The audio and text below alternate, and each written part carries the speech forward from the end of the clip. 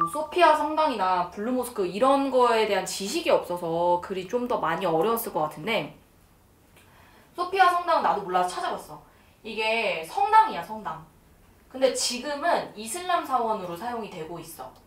근데 이 말은 뭐냐면, 여기서 이슬람이, 오스만 티르크가 소피아 성당 맞은편에 이슬람 사원을 또 세운다라고 되어 있잖아, 블루모스크. 이슬람이 이겼단 말이죠, 전쟁에서. 그럼 사실 저 소피아 성당을 우리 같았으면 어떻게 할까? 뭐야? 왜? 아, 햇빛! 보완했네. 아니, 그냥 있으면 괜찮은데 시간이 지나면서 제가 이게 이게 여기가 틈이 있어가지고 이 틈은 어떻게 할지 모르겠네. 약간 괜찮았는데. 우리 같았으면 사실 뿌시잖아요. 나와 맞지 않는 종교니까. 근데 이걸 보존을 해요. 그래서 결국에 이 글이 말하고자 하는 건 뭐냐면, 터키가 모자이크의 나라라는 별명이 있거든? 그 말이 뭐야? 다양성을 존중해준다는 뜻이야. 그래서 이 글쓴이가 터키를 관람하면서 터키가 가지고 있는 관용의 정신, 다른 문화를 포용해주는 정신, 그걸 보면서 감동 먹었다는 거야. 그러니까 주제는 쉬운데 말이 좀 어려웠던 거죠. 자, 요거 이따가 쓸 시간 줄게. 이스탄불은 먼 곳에 있었습니다. 거리로는 로마나 파리보다 가까웠는데 나의 머릿속에서는 훨씬 더 멀었습니다. 라는 건 심리적인 거리감을 갖고 있었고 별로 친숙한 나라라고 느끼지 않은 거야. 이스탄불과 콘스탄티노플 그리고 비잔틴이 서로 구별되지 않은 채 몽매하기만 했습니다. 콘스탄티노플은 이스탄불이 맞기는 한데 아주 옛날 이름이에요. 그러니까 이스탄불, 우린 당연히 이거 구별 못하지 뭐. 근데 이 글쓴이는 이걸 성찰하는 거야. 아, 내가 터키에 대해서 아는 게 없었구나 라고 반성하는 거죠. 그래서 역사나 문화에 자기 스스로 멍청했다라는 걸 지금 비유적으로 표현을 하고 있죠. 흑해라는 단어로. 흑해는 뭐 까만 바다 이런 느낌이겠지? 이 아득한 거리감과 무지가 어디에서 왔는지 내게도 의문이다. 이곳에 와서 비로소 깨닫게 된 것은 내 머릿속에 버티고 있는 어떤 장벽 때문이라는 걸 알게 됐어. 그 장벽이 뭐냐면 중국의 벽과 유럽의 벽이래. 근데 우린 또 이걸 읽으면서 왜? 막 이런 생각이 들잖아. 왜 이런 두 가지 벽을 제시했냐면 터키의 조상이 혹시 알고 있었어요? 돌궐이랑 흉노래요. 그러니까 터키 사람 얼굴 보면 약간 아시안적인 느낌이 살짝 나기도 하거든?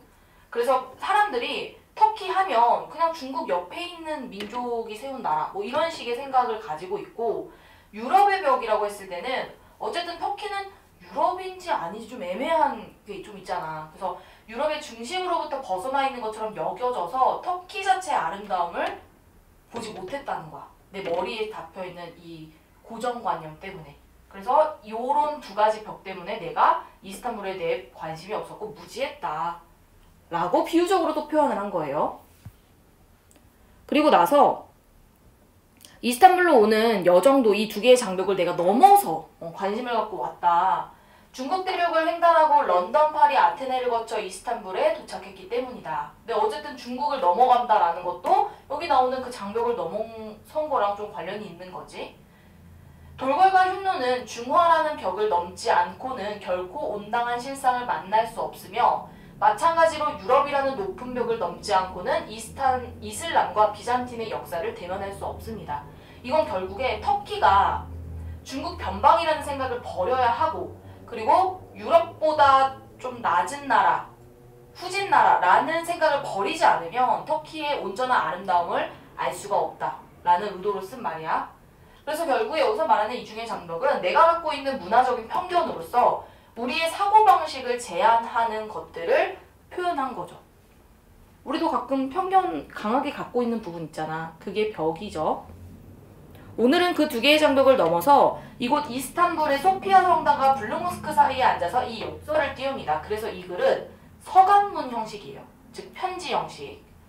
소피아 성당은 로마로부터 세계의 중심을 이곳으로 옮겨온 비잔틴 문명의 절정입니다. 직경 32m 돔을 지상 56m의 높이에 기둥도 없이 올려놓은 불가사의한 건축입니다. 그거보다도 못한 유럽의 유적들이 예찬되고 있는 것에 비하면 또 한 번 우리들의 편견에 놀라지 않을 수 없습니다. 그러니까 아름다운 것 치고는 별로 안 유명하다는 거겠죠. 건물과 유적뿐만 아닙니다. 이스탄불에는 유럽 중심의 역사에서 완벽히 소외된 수많은 역사적 이야기가 있고 1453년 마호메트 2세가 콘스탄티노플을 함락시킬 당시의 이야기도 그중 하나입니다. 배가 산을 넘는 듯 무수한 무용담은 그리스와 로마의 전사에서도 그의 필적한 사례를 찾을 수 없을 정도로 장대한 드라마입니다. 즉 터키와 관련된 썰이 되게 많다는 얘기겠죠. 그 중에서도 가장 충격적인 건 이슬람에 대한 새로운 발견입니다. 1935년 그때까지 이슬람 사원으로 사용되던 소피아 성당, 원래 성당인데 여기로 사용된 거지. 그걸 박물관으로 개조하면서 드러난 사실인데 벽면의 칠을 벗겨냈더니 거기에 모자이크, 프레스코아로 된 예수상과 가브리엘 천사 등이 손상되지 않은 채 고스란히 나타났대요. 이건 결국에 이슬람이 보존해줬다는 뜻이지. 500년 동안 잠자던 비잔틴의 찬란한 문명이 되살아난 것입니다. 그래서 옛날에 비잔틴이 만들었던 그 예수상 혹은 어떤 천주교적인 문명을 이슬람이 보존해 준 거야. 벽면에 칠이 되어 있었다는 사실조차 모르고 있던 많은 사람들에게는 경악을 금치 못하게 한 일대의 사건입니다. 비잔틴 문명의 찬란함이 예찬의 대상이 되었으면 물론이지만 그보다는 이 문명에 대한 오스만 티르크, 이 오스만 티르크가 여기를 침범한 사람인 거죠. 관대함이 더욱 놀라웠습니다. 나와 다른 종교 문화에 대한 관대함이었기 때문에 더욱 돋보였습니다. 적군의 성을 함락시키면 보통 3일 동안 약탈이 허용되는 게 이슬람의 관례입니다. 그러나 마호메트 2세는 이 콘스탄티노플을 함락하고 나서 바로 이 소피아 성당으로 말을 몰아서 성당 파괴를 금지했대요. 일단 여기까지. 그래서 얘들아 여기 되게 말이 어려운데 포인트를 먼저 말하자면 내가 이스탄불에 대해서 고정관념이 C게 있었다. 근데 그 고정관념은 하나는 중국 변방민족이다. 하나는 유럽보다 후진국이라고 생각이 들었다는 거고 겨우겨우 그 벽을 넘어서 와서 놀란 건 바로 이 소피아 성당. 그 안에 이슬람의 관용이 녹아 있었다. 이 정도. 쓸 게 좀 많아서 천천히 내릴게. 여기서부터 한번 써봐.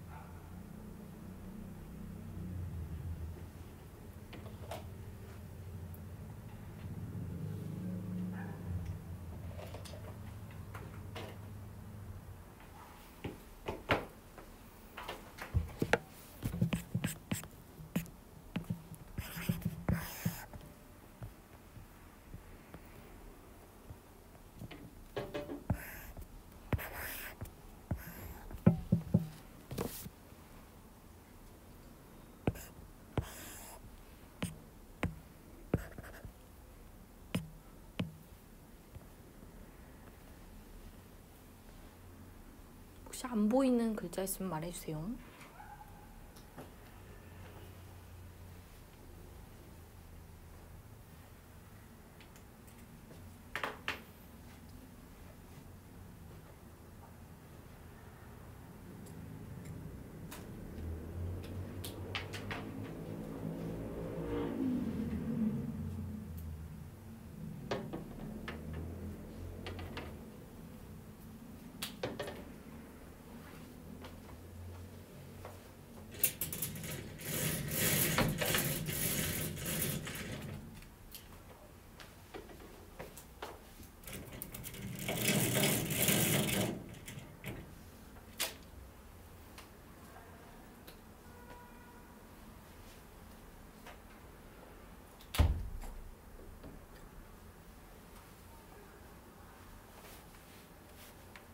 혹시 여기 리첼 사는 사람 있어? 너 없군요. 다행이다. 여기에 리첼이 보여서 자꾸 집에 가고 싶다는 얘기를 하더라고 애들이.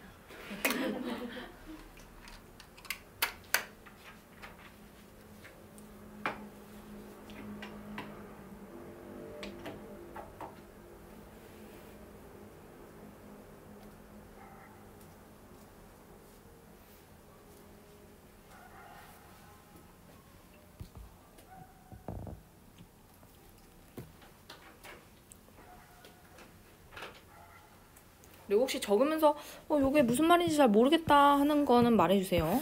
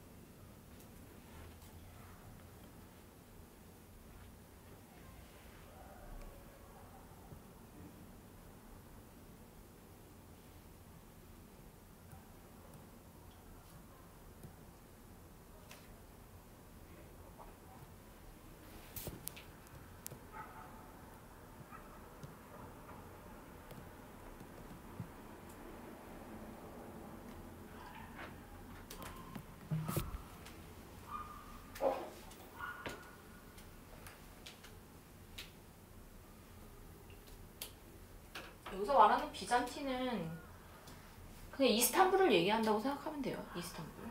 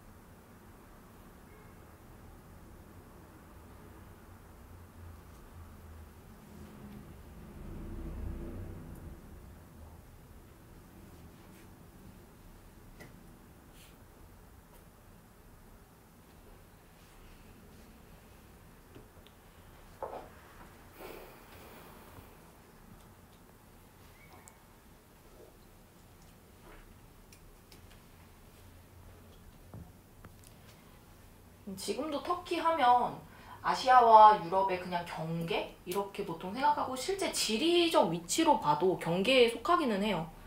애매한 영역이고, 그리고 지금 터키의 종교가 이슬람이잖아. 좀 다르긴 하지만 원래부터 이슬람을 믿는 지역은 아니었다는 거지. 원래는 이제 성당, 천주교 이쪽이었는데 이제 마호메트가 여기를 함락하게 되면서 지금의 터키가 튀르키예죠. 튀르키예가 지금은 이슬람교가 됐다. 생각하면 돼요. 여기 있는 두 개의 벽. 하나는 터키가 중국 쪽의 민족이다 라는 하나의 벽. 하나는 유럽의 중심은 아니다 라는 고정관념.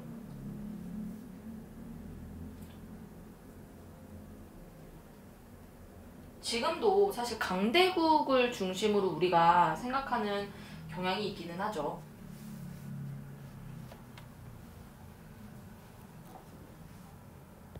그래서 터키 또한 중국이나 유럽의 부수적인 나라다라는 고정관념을 버리지 않으면 터키만 가지고 있는 그 아름다움을 우리가 확인하기는 어렵겠죠.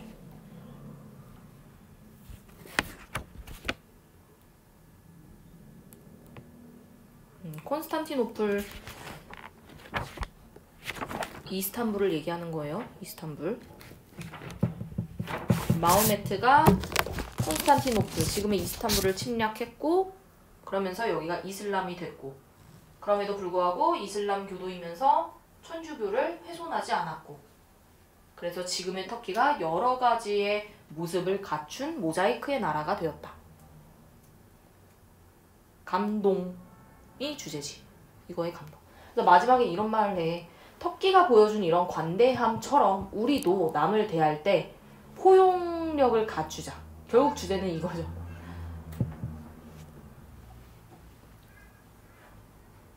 자, 뒤로 넘어갈게요. 쓰면서도 질려버리지 아주. 그치?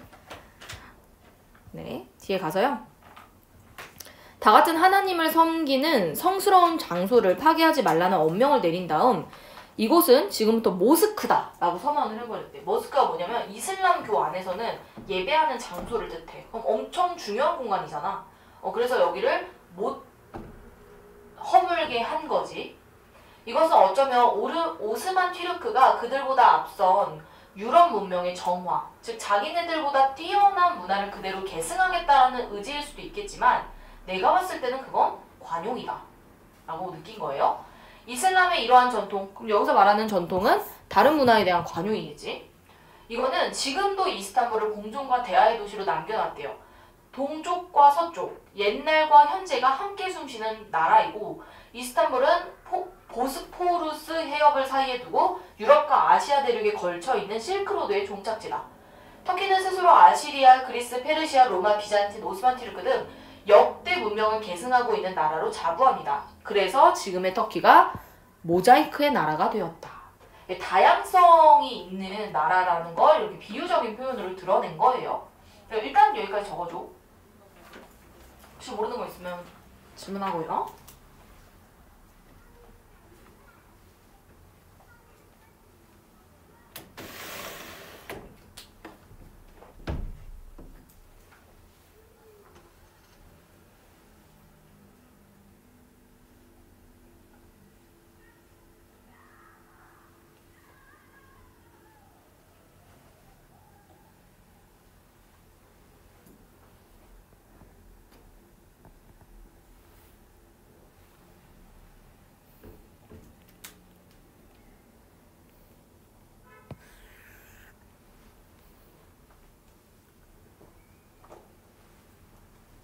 우리들은 저마다 자기의 내면 깊숙한 곳에 자기에게 없는 것, 자기와 다른 것들에 대한 애정을 간직하고 있다는 걸 이스탄불에서 다시 한번 깨닫게 됩니다. 즉, 다른 문화 혹은 타인에 대한 애정을 가지고 있는 게 인간이란 존재다 라는 거겠지?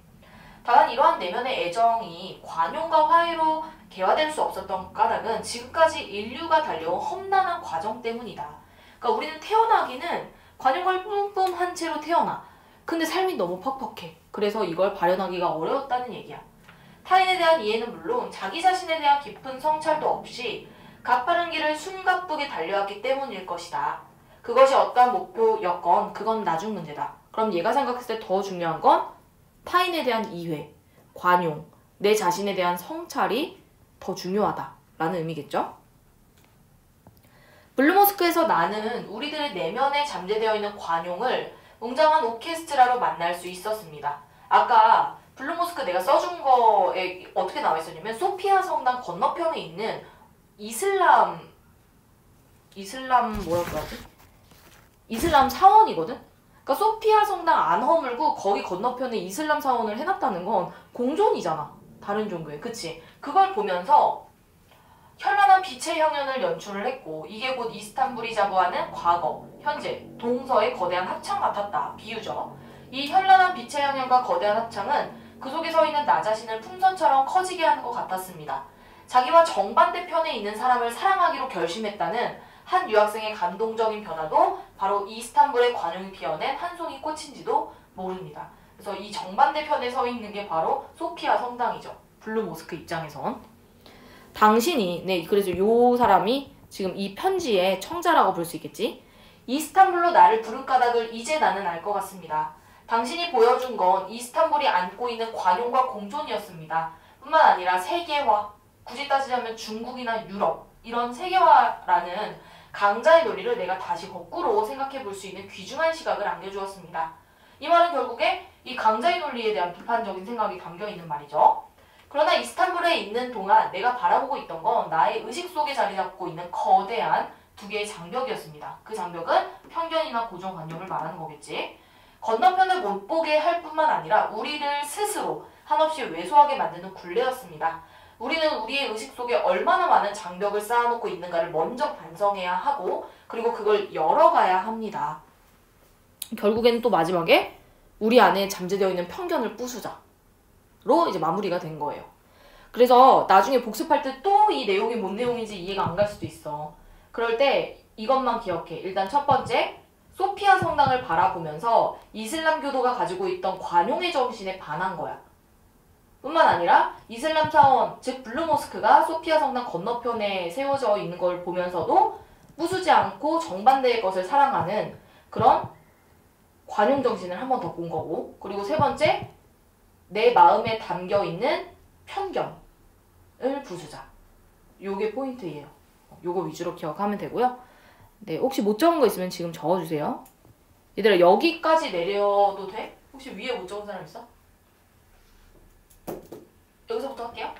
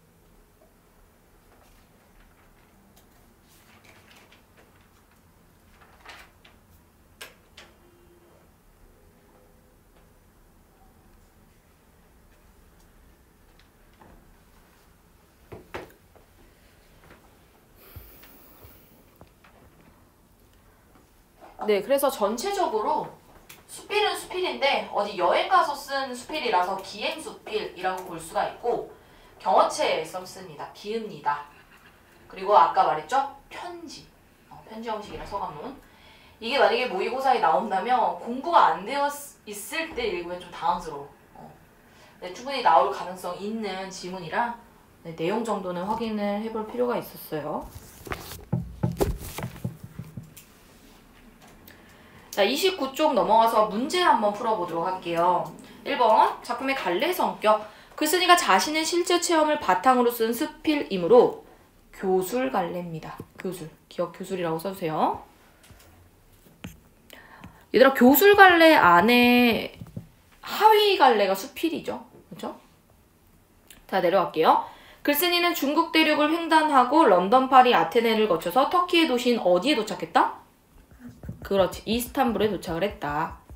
근데 거기서 이스탄불의 대표적인 두 장소인 소피아 성당과 블루모스크를 보면서 자기의 생각을 드러냈지. 글쓴이는 견문을 통해 자신을 포함한 인간의 삶을 깊이 있게 성찰하는 게 중요하다고 했어. 내 자신을 되돌아보면서 타인에 대한 포용력을 갖는 것, 그리고 내 안에 자리 잡고 있는 벽을 허무는 것, 이게 중요하다고 했고요. 자, 밑에 내려가 볼게요. 자, 이중의 장벽이라는 건 어떤 중심의 세계관이야? 나라로 친다면 중국과 유럽이겠죠. 강대국을 중심으로 해서 생각하는 거 버리자 라는 얘기였어. 자, 3번 한번 풀어볼래요?